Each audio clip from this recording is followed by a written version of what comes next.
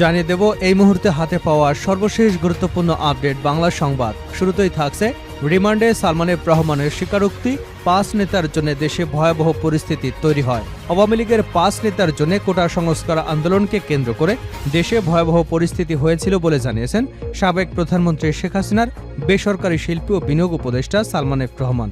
গ্রেপ্তারের পর রিমান্ডে সালমান এফ রহমান এই স্বীকারোক্তি দিয়েছেন বলে জানা গেছে।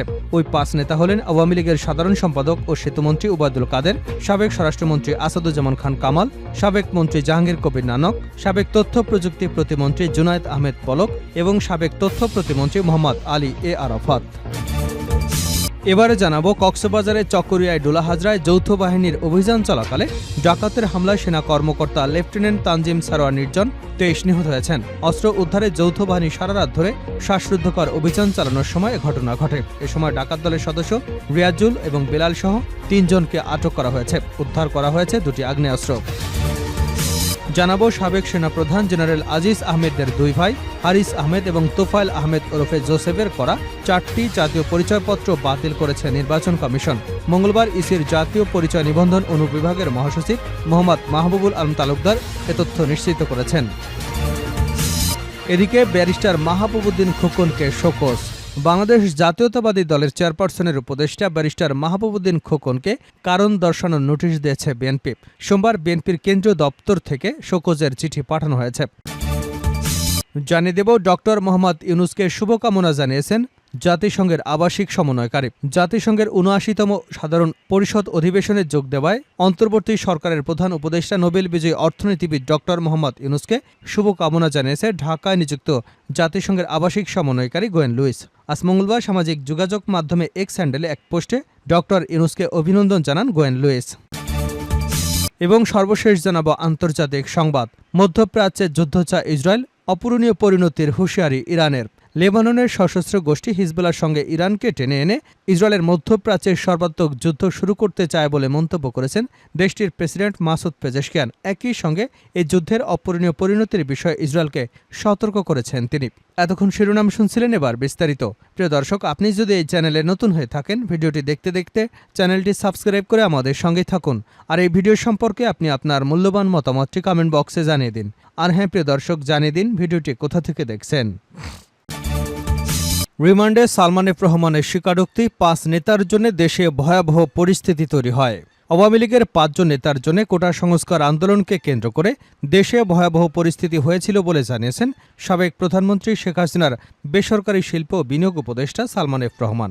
গ্রেপ্তারের পর রিমান্ডে সালমান এফ রহমান এই স্বীকারোক্তি দিয়ে বলেন, ওই ৫ নেতা হলেন আওয়ামী লীগের সাধারণ সম্পাদক ও সাবেক সেতুমন্ত্রী ওবায়দুল কাদের, সাবেক স্বরাষ্ট্রমন্ত্রী আসাদুজ্জামান খান কামাল, সাবেক মন্ত্রী জাহাঙ্গীর কবির নানক, সাবেক তথ্য প্রযুক্তি প্রতিমন্ত্রী জুনায়েদ আহমেদ পলক, সাবেক তথ্য প্রতিমন্ত্রী মোহাম্মদ আলী এ আরাফাত। সংশ্লিষ্ট ডিবি সূত্রে জানা যায়, সালমান এফ রহমান ডিবিকে জানিয়েছেন ৫ জন নেতার জন্য দেশে ভয়াবহ পরিস্থিতি তৈরি হয়েছে, আর এই পরিণতির জন্য শেখ হাসিনা নিজেই দায়ী। সালমান এফ রহমান আরও বলেন, আমি যেহেতু ব্যবসায়ী, তাই ব্যবসায়ীদের সঙ্গে আমার বেশি বৈঠক করতে হতো।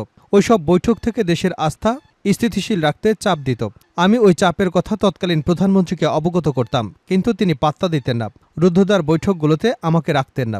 কারফিউ ঘোষণার দিন ওবায়দুল কাদের দেখামাত্র গুলি নির্দেশ এর বিষয়ে প্রশ্ন করা হলে তিনি বলেন, আইনগতভাবে এটা বলার সুযোগ নেই। তিনি কেন এ ধরনের কথা বলেছেন তার ব্যাখ্যা তিনি নিজেই দিতে পারবেন।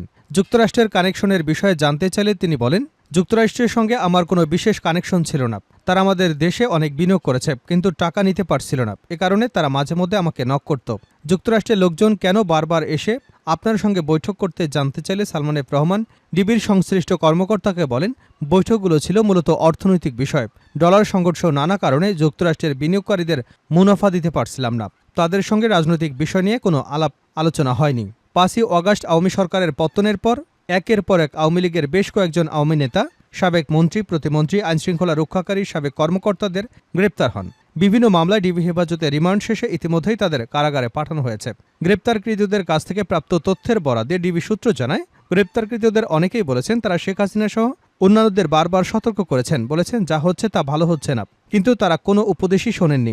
শেখ হাসিনা ছিলেন একরোখা। ডিবি জানায় জোনায়েদ আহমেদ পলকের বিরুদ্ধে অন্যরা যেসব অভিযোগ তুলেছেন সেসব ডিবি হেফাজতে অস্বীকার করেছেন পলক। পলক ডিবিকে জানিয়েছেন অবস্থা বেগতিক দেখে তিনি পদত্যাগ করতে চেয়েছিলেন। শেখ হাসিনা সহ অন্য নেতারা তাকে পদত্যাগ করতে দেয়নি। আওয়ামী লীগের নেতা জাহাঙ্গীর কবির নানক তাকে গালিগালাজ করেছেন, বলেছেন এই মুহূর্তে মন্ত্রিসভার কেউ পদত্যাগ করলে সরকারের উপর চাপ বাড়বে। ওবায়দুল কাদের তাকে শারীরিকভাবে লাঞ্ছিত করেন। শেখ হাসিনার সামনে পলককে অপমান করা হলেও তিনি কোনো ভূমিকা নেননি, উল্টো তার অবস্থান ছিল নানক কাদেরের পক্ষেই। কক্সবাজারে ডাকাতের হামলায় সেনা কর্মকর্তা নিহত, আটক ৩। কক্সবাজারের চকরিয়ায় ডোলা হাজরায় যৌথ বাহিনীর অভিযান চলাকালে ডাকাতের হামলায় সেনা কর্মকর্তা লেফটেন্যান্ট জেনারেল তানজিম সারোয়ার নির্ঝর নিহত হয়েছেন। অস্ত্র উদ্ধারে যৌথ বাহিনী সারা রাত ধরে শ্বাসরুদ্ধকর অভিযান চালানোর সময় এ ঘটনা ঘটে। এ সময় ডাকাত দলের সদস্য রিয়াজুল, বেলাল সহ ৩ জনকে আটক করা হয়। উদ্ধার করা হয়েছে ২টি অস্ত্র। আন্তঃবাহিনী জনসংযোগ পরিদপ্তর এক সংবাদ বিজ্ঞপ্তিতে লেফটেন্যান্ট তানজিমের মৃত্যুর বিষয়টি নিশ্চিত করেছে। সংবাদ বিজ্ঞপ্তিতে বলা হয়েছে, লেফটেন্যান্ট তানজিমের বাড়ি টাঙ্গাইল জেলায়। তিনি ৮২তম দীর্ঘমেয়াদী কোর্সের ২০২২ সালে বাংলাদেশ মিলিটারি একাডেমি থেকে আর্মি সার্ভিস করে কমিশন লাভ করেন। ঘটনাস্থল থেকে ৩ জন ডাকাতকে আটক করেছে বলে আইএসপিআর এর সংবাদ বিজ্ঞপ্তিতে জানানো হয়েছে। পাশাপাশি একটি দেশীয় বন্দুক, ৬ রাউন্ড গোলাবারুদও উদ্ধার করেছেন সেনাবাহিনী।